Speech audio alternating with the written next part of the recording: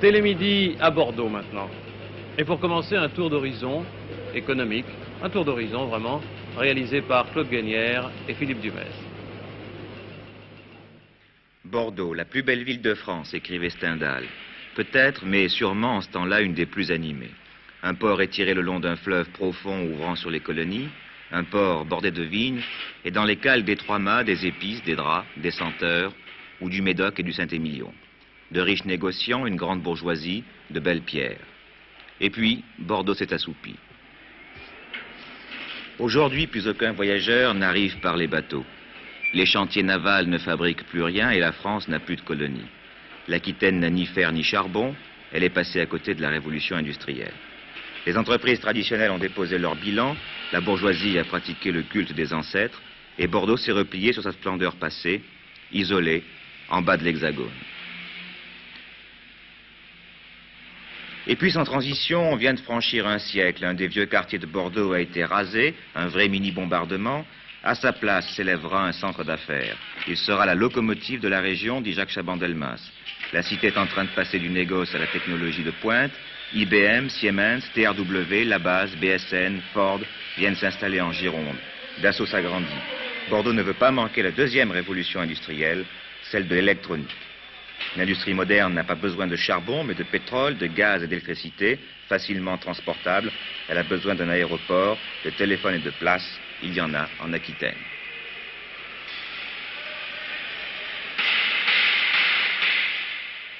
L'agglomération bordelaise fait à peu près 600 000 habitants aujourd'hui. Dans 25 ans, elle peut facilement passer à 2 millions d'habitants. Vous avez d'autres villes qui sont en pointe à l'heure actuelle en France, mais qui ne peuvent pas avoir ce taux d'expansion dans les 20 ans parce que leur configuration géographique ne le permet pas. Et une ville également où vous trouvez une main-d'œuvre importante. Alors il y a de la main-d'œuvre importante, qui comme ailleurs n'est pas très formée, mais qui est très adaptable. Pour Bordeaux, c'est la deuxième chance. Jacques Chaban-Delmas, le maire, fait quelques voyages à l'étranger. La municipalité, la communauté urbaine s'activent. Elles offrent aux sociétés qui veulent s'implanter des locaux provisoires. L'entreprise pourra tout de suite former son personnel, étudier son marché, faire démarrer ses chaînes. L'usine définitive est parfois livrée, clé en main et louée. Les Américains, les Allemands, les industriels français sont contents. Les formalités sont rapides, les délais respectés. Bordeaux, on le voudrait ici, ce n'est pas ou ce n'est plus que du vin. L'avenir pour nous passe par l'utilisation de ce site exceptionnel constitué par l'estuaire de la Gironde, qui, à l'image des très grands estuaires ayant un débouché maritime, va nous permettre de mettre en place toute une industrie lourde basée essentiellement sur la chimie et la pétrochimie. Avec le port du Verdon, qui complétera le port de Bordeaux à l'activité traditionnelle, nous avons à disposition un moyen absolument exceptionnel d'industrialisation et par conséquent, nous fondons tout l'avenir de Bordeaux sur cet estuaire. C'est vrai, l'expansion industrielle de Bordeaux a été cette année une des plus importantes de France. Le port du Verdon est en cours d'aménagement. Il recevra bientôt des pétroliers de 210 000 tonnes à pleine charge. Les raffineries s'agrandissent, mais pour les syndicats, c'est le présent qui s'annonce mal. L'industrie électronique n'absorbera pas les ouvriers actuellement au chômage. De toute façon, les nouveaux emplois seront ouverts dans 4 ou 5 ans seulement. Ceci, pour nous, n'enlève en rien la réalité cruciale immédiate qui est le poids très important du chômage. En effet, en Gironde, nous avons à l'heure actuelle 11 000 demandeurs d'emploi non satisfaits, c'est-à-dire un taux jamais atteint dans le passé, et d'autre part, qui est nettement supérieur au taux national, puisqu'il représente 2,5% de la population active, alors que sur le plan national, c'est 1,5%. Bordeaux est aujourd'hui entre le passé et l'avenir. Pas un avenir encore incertain. L'État ne financera pas, dans les 5 prochaines années, les grands projets bordelais comme il le fait pour Marseille-Fos et Dunkerque.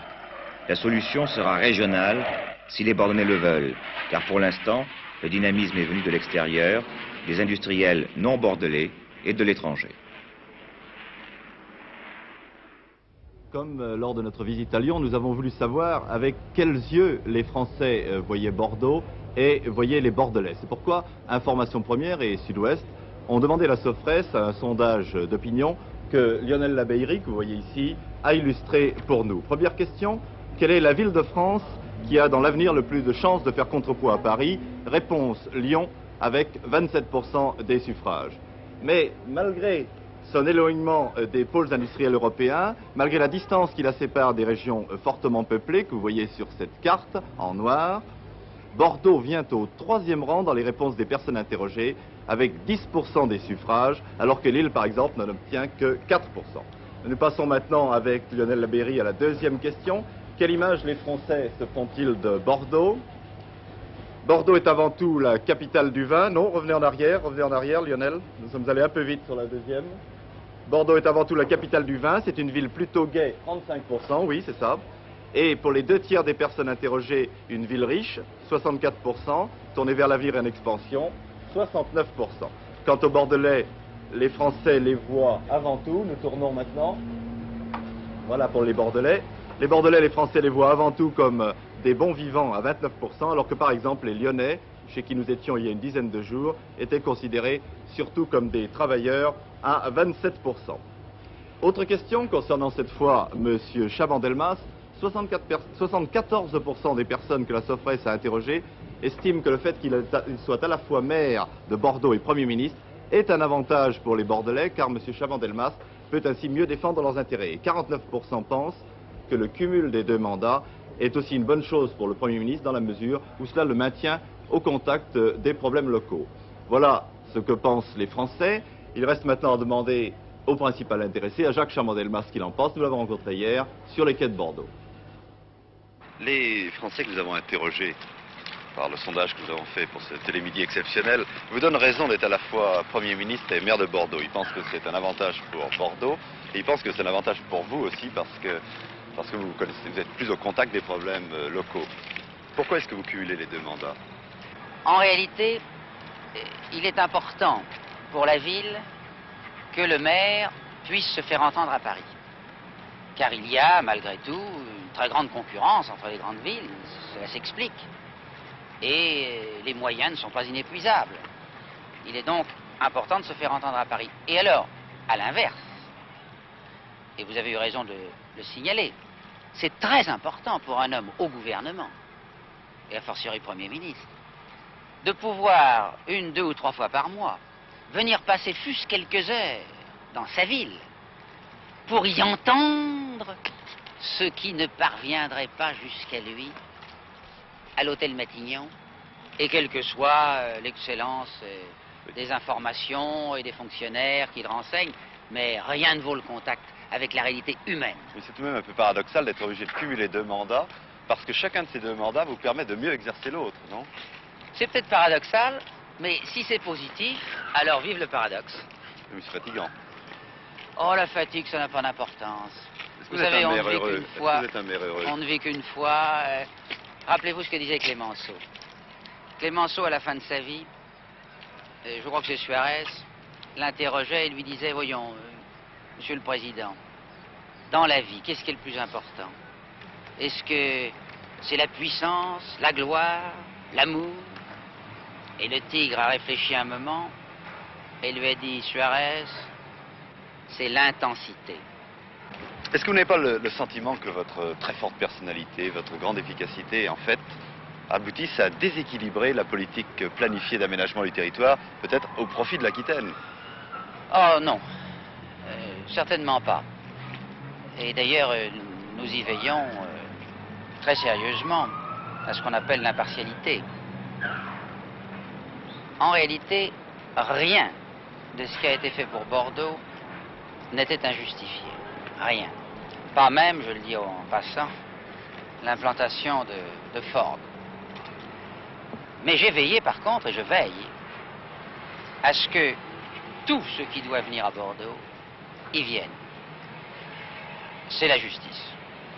Est-ce que d'un autre côté, justement, vous n'avez pas habitué les Bordelais à tellement régler les problèmes à leur place que vous les avez un peu démobilisés et qui comptent trop sur vous pour faire des miracles? Vous savez, je n'agis pas seul. Et depuis 1954, qu'a été créé le comité d'expansion d'Aquitaine,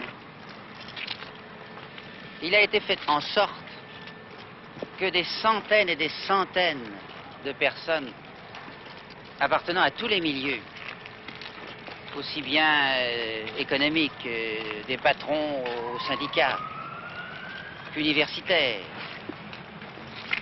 et naturellement l'administration, soit mise dans le coup, si vous me passez cette expression, participe à la recherche, à l'étude, aux propositions et aux créations. Cela, j'y ai tenu beaucoup. Et en fait, c'est une équipe à Bordeaux qui agit et qui est en train de gagner. Naturellement, le capitaine de l'équipe joue son rôle. Il serait stupide de le nier. Mais j'espère bien que ce n'est pas un rôle étouffant. Et je crois que ce n'est pas un rôle étouffant. Et que si je venais à disparaître demain, je crois que l'élan maintenant est donné et que l'équipe continuerait à bien travailler. Vous parlez de votre équipe de travail, mais la population, est-ce que vous l'associez par des référendums, par exemple sur les grands projets, comme ça s'est fait à Saint-Étienne? La population est tenue au courant, et de plus en plus, par une série de réunions, de rencontres. Et j'ai trouvé ici, d'ailleurs, en arrivant en 1947, ce n'est pas hier, j'ai trouvé des organisations à l'intérieur de la ville, dans les quartiers, de gens très très dévoués, faisant un travail considérable, et avec lesquels nous travaillons en permanence. Si bien qu'à la base même, pour ce qui concerne leur vie, leur quartier, le contact de travail est constant. Bonjour messieurs!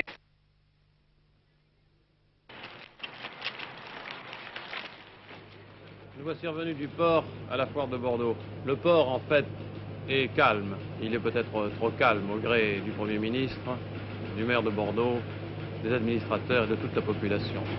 Il est un problème que connaît Bordeaux, comme toutes les villes de France, c'est celui de la circulation. Ici, peut-être, une solution au problème pour les véhicules de sécurité, tout au moins.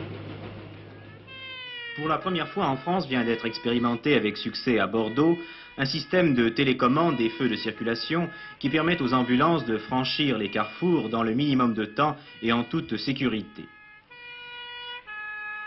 Monsieur Bernet, responsable de la signalisation lumineuse de la communauté urbaine de Bordeaux, nous explique le principe de ce dispositif. Le principe de fonctionnement de ce dispositif se comporte de trois parties, enfin deux principales. Un système de détection séparé en deux parties. Un émetteur se trouve sur l'ambulance. Il émet une onde hyperfréquence qui est captée par le récepteur placé ici à 300 mètres de ce carrefour. Le récepteur, lorsqu'il capte cette information, envoie une impulsion à l'armoire de commande placée ici, qui réagit aussitôt sur le carrefour pour faire passer, après temps de sécurité, au rouge les feux qui pourraient gêner la progression de l'ambulance, et au vert les feux qui permettent la progression la plus rapide de l'ambulance. Dans un mois, ce dispositif sera généralisé pour les véhicules des sapeurs-pompiers et pour les ambulances privées qui en feront la demande. Il devrait ainsi permettre une progression rapide des voitures prioritaires et éviter les accidents souvent mortels qui se produisent au carrefour.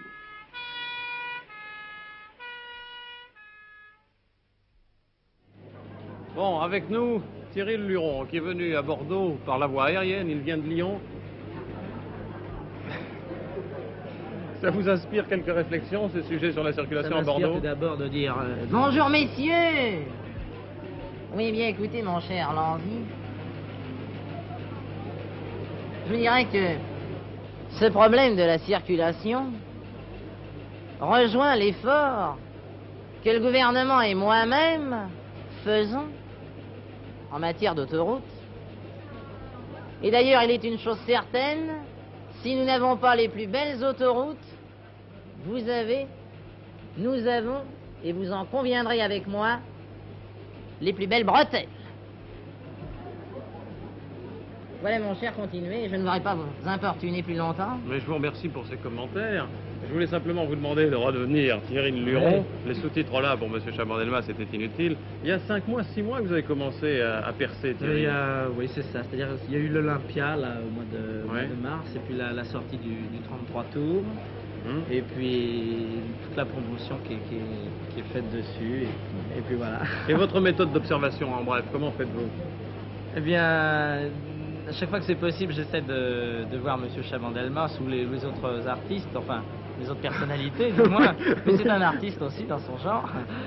Et par exemple, là, tout à l'heure, il m'a surpris quand je l'ai vu sur l'écran de contrôle. Pourquoi? J'ai entendu sa voix, ça m'a surpris, quoi. Vous vous êtes dit, tiens, je suis déjà sur l'écran. Enfin, un rendez-vous à tout à l'heure, Thierry, vous viendrez avec Michel Drucker dans la séquence sportive. D'accord. Hein? Entendu, merci.